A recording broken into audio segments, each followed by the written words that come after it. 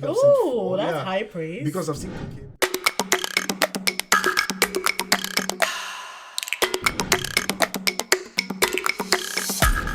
I had not seen, I think I stopped at Scream 3. After 3, I hadn't seen 4 or 5.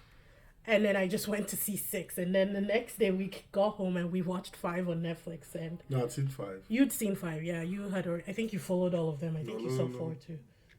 You did it with Hayden Panettiere or whatever. I didn't see 4. I saw 5. Oh, really? Okay. Yeah.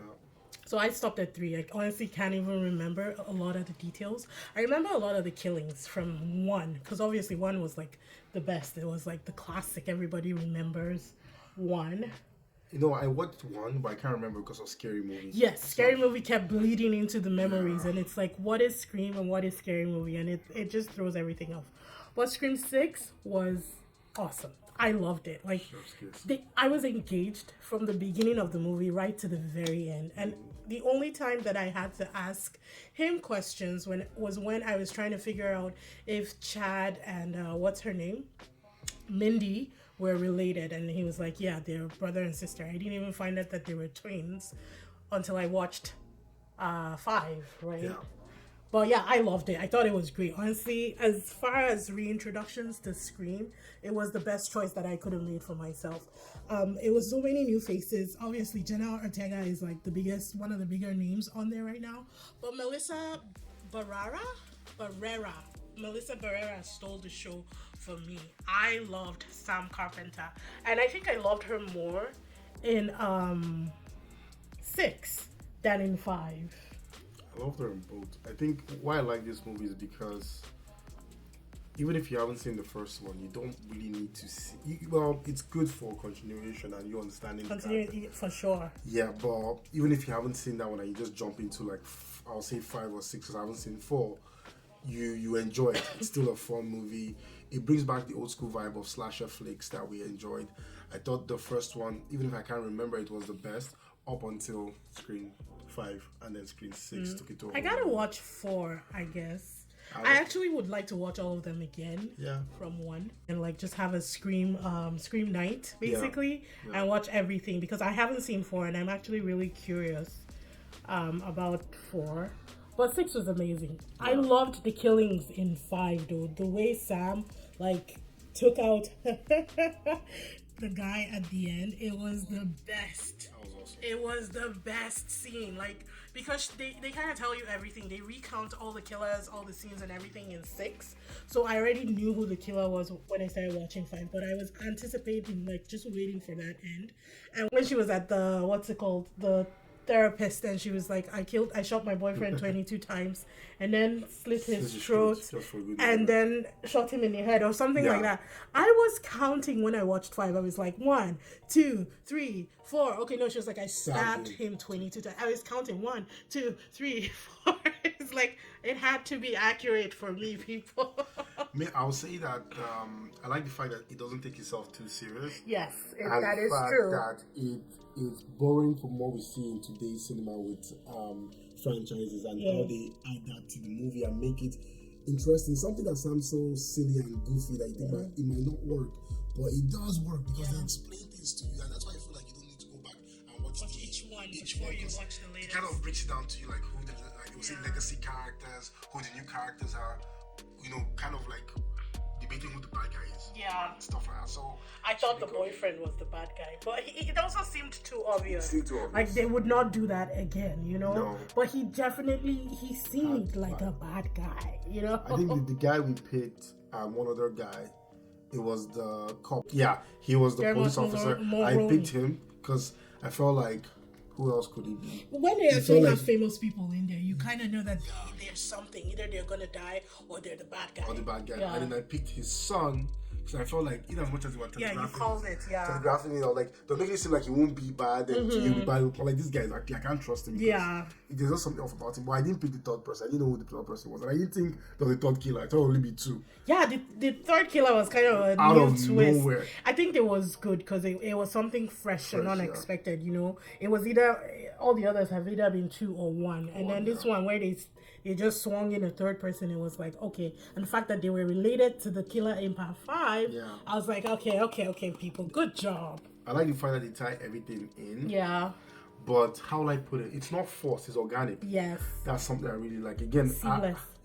I can't remember. I think probably I've seen Scream 2, I would say, but I can't remember. I can't remember too. I know one. I remember one because I remember the beginning with Drew Barrymore and how even the trailers for it was her face. They used to advertise that movie. And then that was the first time I watched it. And we all know the story about how many times she had to shoot that scene as well, right? And when the first time we see a big movie star just get killed off within the first 10 minutes. Yeah, when I saw Samara Weaving in this, I was so sad because I love her. Like, I really like her. And I was like, no, she's the first person, she's gonna die. Although Jenna Ortega broke that stereotype in 5. Because she was the first person that we saw got stabbed but did not die. But she wasn't as famous. Like if you see, I guess, right? She wasn't. Yeah, she's not that's true. what we know afterwards. So, that's true. That's true. That's how I knew she. Yeah, I was pissed off that Samara Weaving died. I was like, no. They made sure it was like double tap. It was bad. Yeah, it was pretty. So, pretty cool though. It's one of the best movies I've seen this year so far. I think I've seen 4. That's high praise. Because I've seen Cocaine Bear, I really liked that. I've seen Creed 3, I liked that. And then you should probably do a review for Cocaine Bear. I can't remember what happened again. To be honest. But it's a good you movie. Said you liked it. Yeah, I'm going to watch it when it comes out online. Oh my god. Who was your favorite character in this one? Oof, it's hard though. My favorite character? No, I'll go with Sam. Sam? Yeah. I think Sam is high up there, but my favorite character was Mindy. I just like Jasmin Savoy Brown. I just thought that her character was cool, and even when I watched 5, I was like, yeah, she's so cool. I want to be her friend. But the other thing is because like she's the character in Spider-Man. Yeah. The game. Yeah. So wherever she was going, and he plays that game all the time. So that's all I could see, and I was like, oh my god, it's a real person, you know. And then she speaks, and her acting is like, it just comes off really cool. I like the way her mind worked in this. I like the fact that they refused to die. Her brother just wouldn't die. How many times were they stabbed? Between 5 and 6, and they just would not die. One thing I don't like about her is that she's supposed to be smart and supposed to at least like be the smart one. I feel she still makes the same mistakes at the end of the day. Well, she's only human, right? Still. but Sam is gangster. Sam was gangster, man. Like she knew, She's haunted by her father's ghost. So so she has that in her blood. Either left or right. Like she's gonna swing either way. Yeah. Then her sister, Jenna Ortega's character, Tara. She felt like a whiny sister. She did. Even in part 4, I didn't necessarily like her. She was in part 4 too. Sorry, part 5. I didn't necessarily like her in 5. Oh, I did. Because they just introduced us to her. Right? Yeah, but she wasn't in as much. I guess she wasn't as involved. Yeah. But in 6, I get where she was coming from, though. Honestly, I get where she was coming from. She just wasn't my favorite character. That's just true. But she felt like she was whining, and then when things started to unfold, and you now see that Sam is right. Yeah. Why don't you just go with the flow? Okay, you know what, my sister knows this, and she was still trying to fight it. I have to live my life. I also like the fact that they changed the concept of Scream. Usually in the house, in a school. Now it was out in the open in New York. The only thing on Halloween, man. I was like, yo, this is so cool. That was like the worst and best night, I guess, depending on what side you're on, right? So it was cool to see that because I was like, how are they going to do this in New York, out in the open, and it's possible. I liked it. So for me, on a scale, I would give it, I think, a solid 8.9. Wow. Because it's not like the story was like out of the world, great or anything. But I think execution was done flawlessly. I will give it a 9 because. Oh, then why did you say wow for me? Because it's low? Yeah, you messed up. There's nothing new under the sun. We know, we kind of like, if you watch slasher movies, you kind of know what to expect. What to expect, true. But it's just the way the pacing was right. The fact that they changed the environment to New York. The time. The one thing I would say is that I wonder why they released it in January and not during Halloween. Because it seemed very Halloween themed. Yeah, it was so more. I think Ghostface. But it's going to build more though, because now Ghostface is back. He's back. And people are going to be wearing that mask everywhere during Halloween, which means I'm staying in my house and I'm locking the door. So I like the fact that they changed the location. I like the fact that the pacing is right. Yeah. The acting too is good. That goes to show that you can have the same storyline, but if you can do execute it properly, it's gonna be great. No, they did. The execution was great. Honestly, I think they did well considering like what they had to work with. I mean, this is 6 going on, and I'm pretty sure if it does well, there's gonna be a 7. The box office numbers below the others.